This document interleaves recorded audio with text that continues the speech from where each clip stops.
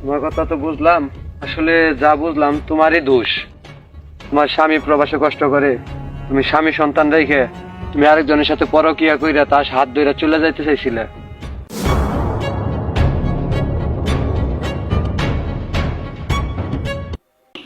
কেবল duty সেরে রুমে আসলাম, একটু রেস্ট নিতেছি।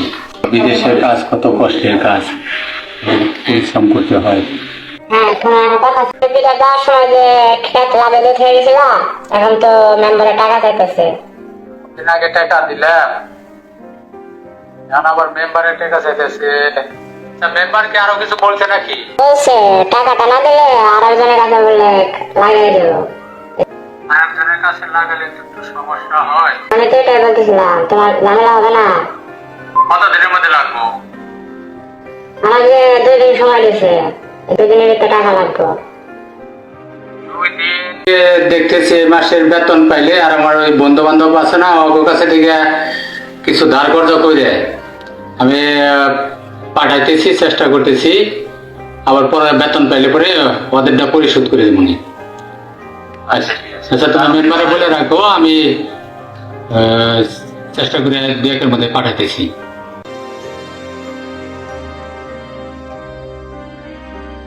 হ্যাঁ, তুমি কি আসছো? তোমার জন্য আমি রেডি হয়ে বসে আছি। আর তুমি যেখানে আসো ওখানে দাঁড়িয়ে থাকো, আমি আসতেছি। আচ্ছা। এখন বন্ধু, আমি তোর ফোনে যা কইছি এগুলো তোর সব মনে আছে? অবশ্যই। ও আহার পরে টাকা পয়সা নিয়ে ও যদি মনে কর যে উশৃঙ্খলা করে, তাহলে যে মালটা নেইছস খালি পেটের ভিতরে হান দিয়ে দিয়ে আর নয় গলায় টিভিটা ভিতরে মেরে খালি বাগুম। ঠিক আছে, কথা ঠিক আছে? কথা মনে থাকে? ঠিক আছে, ঠিক আছে। আচ্ছা, ওকে। আয় এখন আমি তো সব কথা শুনছি, তাই বন্ধু টাকার মেঘা গ্রামে আইছি। বন্ধু আমার একটা মাথা ঠান্ডা করে নি। আরে বেটা এই কথা, আগে মাথা ঠান্ডা করে নি।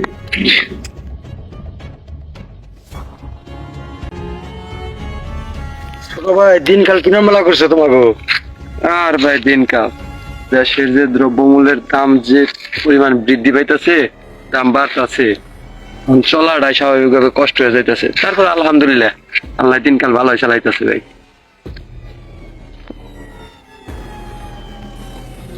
হ্যালো, কই তুমি?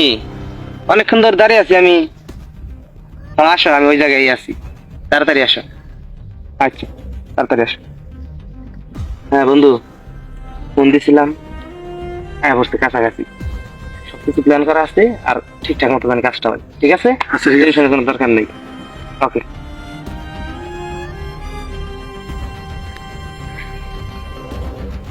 আসছো তুমি? কোনো সমস্যা হয় নাই? আচ্ছা ঠিক আছে।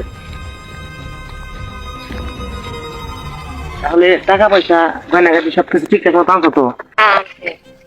তাহলে ওগুলা তুমি আমার কাছে দাও, ওগুলা তো তোমার কাছে নিরাপদ না, আমার কাছে দাও। আমি তোমার কাছে দেবো কেন? আমার কাছে থাক, আমার কাছে নিরাপদ আছে। এটা কি বলো তুমি? তোমার কাছে তোমার হাতে হারিয়েও যেতে পারে, আমার কাছে দাও। দেখি আছে কিনা দেখি। কই ব্যাগ কই তোমার? ব্যাগ করছি, সেটা তোমাকে বলা লাগবে না।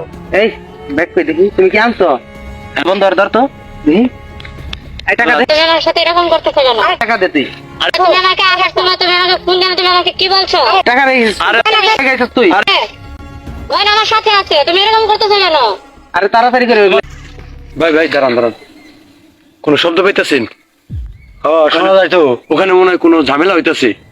চলো দেখি আমরা কি ঝামেলা হইতেছে এখানে। মনে হয় নেশা নিয়ে ঝামেলা করতেছে। চলো চলো আমরা দেখি। চলেন।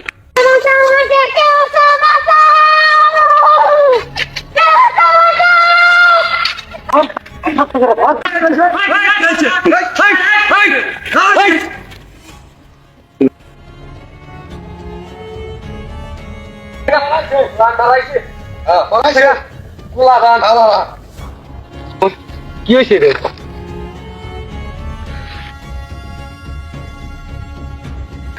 তুমি ঠিক আছো তো?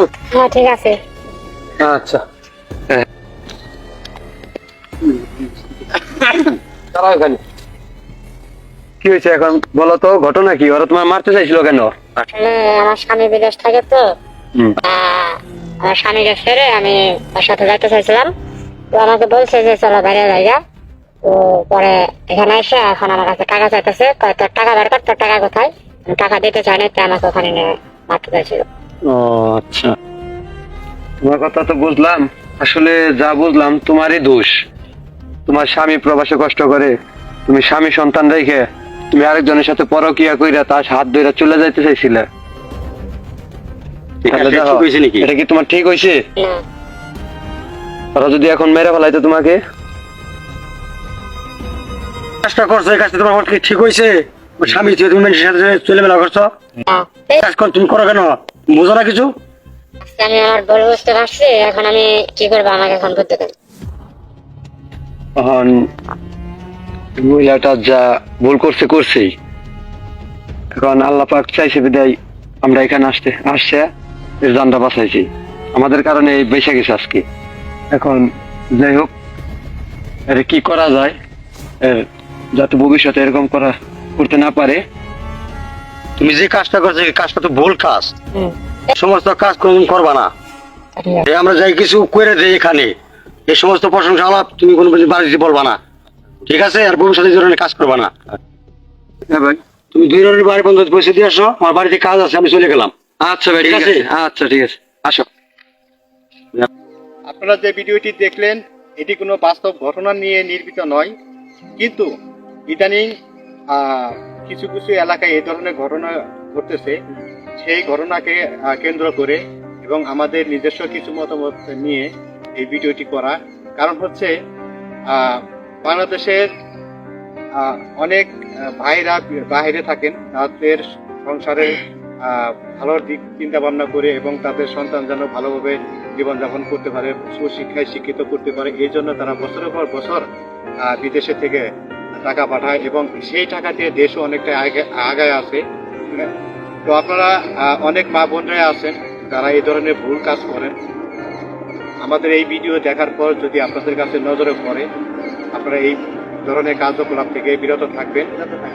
আর হচ্ছে আমাদের এই ভিডিওটি যদি ভালো লেগে থাকে অবশ্যই শেয়ার এবং পাশাপাশি কমেন্ট করবেন, যাতে আপনাদের এই একটি শেয়ারের কারণে কোনো মা বোন যদি এই ধরনের ভুল করে থাকে তারা অবশ্যই এই ভিডিওটি দেখে তারা সংশোধন হওয়ার সম্ভাবনা থাকতে পারে।